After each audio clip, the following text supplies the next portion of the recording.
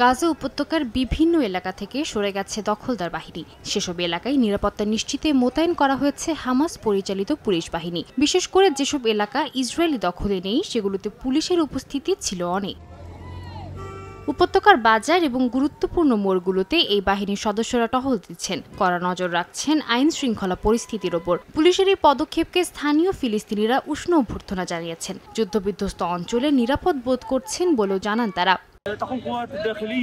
স্বরাষ্ট্র মন্ত্রণালয় পরিচালিত বাহিনী গাজা উপত্যকা জুড়ে পুরোপুরি মোতায়েন করা হচ্ছে, যে অঞ্চলগুলো দখলদারিত্বের নিয়ন্ত্রণে নেই।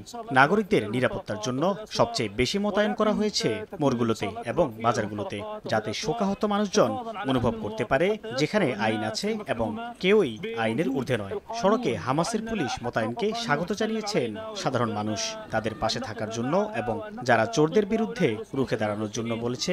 যদিও তাদের সংখ্যা সামান্যই, কিন্তু এই উপস্থিতি জনগণের মধ্যে আশ্বাসের একটি চেতনা জাগিয়ে তোলে। ইসরায়েলি বাহিনী সরে যাওয়ার পরই হামাসকে ৭২ ঘন্টার মধ্যে জীবিত জিম্মিদের মুক্তি দেওয়ার জন্য সময় বেঁধে দেওয়া হয়েছে। চুক্তির শর্তানুযায়ী জিম্মিদের হস্তান্তরের পর ইসরায়েলের কারাগারে থাকা নির্দিষ্ট সংখ্যক ফিলিস্তিনি বন্দীকে মুক্তি দেবে। সাদিয়া তাসনিম, সময় সংবাদ।